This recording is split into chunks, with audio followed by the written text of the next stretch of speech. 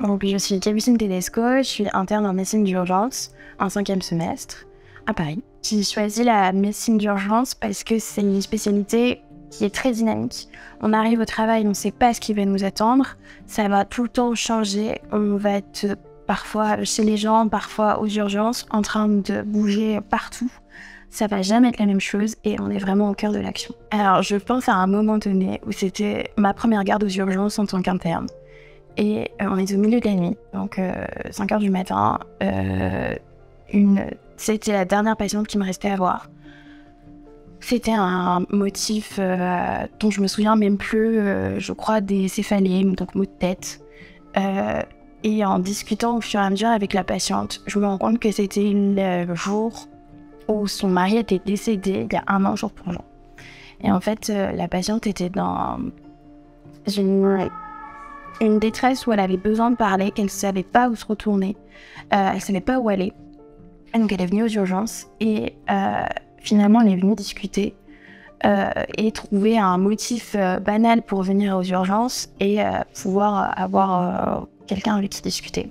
Donc on a discuté ensemble et elle m'a dit que ça lui a fait du bien.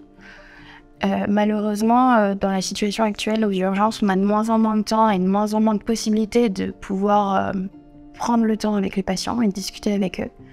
Et ça reste un moment fort pour moi parce que je m'en souviens toujours et j'essaye toujours de comprendre s'il n'y a pas autre chose qui ne va pas et de pouvoir discuter avec les patients.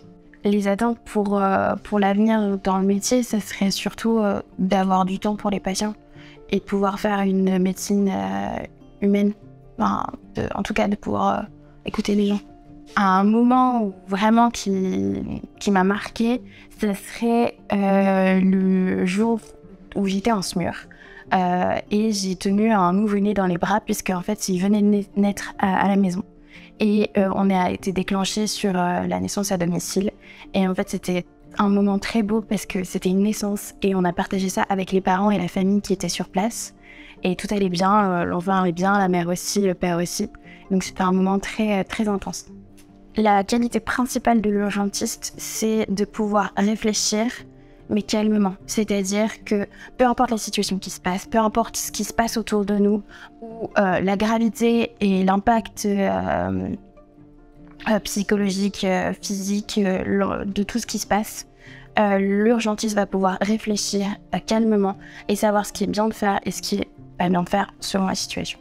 Oui, l'humain est au cœur du métier. Si on n'est pas humain, si on ne fait pas preuve d'écoute, d'attention, je pense qu'on ne peut pas soigner correctement les gens. Et on a des personnes humaines, on est nous-mêmes humains.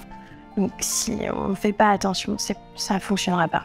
Mon meilleur conseil pour les futurs médecins, je pense que c'est de trouver la spécialité qui plaît. En fait, il faut pouvoir s'épanouir dans son métier. Si ça ne nous plaît pas, on ne va pas se sentir correctement, on ne va pas faire vraiment pouvoir être à fond dans son métier et pouvoir absolument se sentir bien. Et si on ne se sent pas bien, on ne peut pas soigner des gens. Je pense que dans l'avenir et dans l'évolution de la médecine, surtout en médecine d'urgence, il va y avoir de grands changements. Actuellement, l'hôpital et les urgences sont débordées. Il va falloir un changement d'organisation parce que ça ne va pas être possible pour que les soignants restent pour pouvoir soigner correctement les patients et éviter des décès dans les urgences ou ailleurs.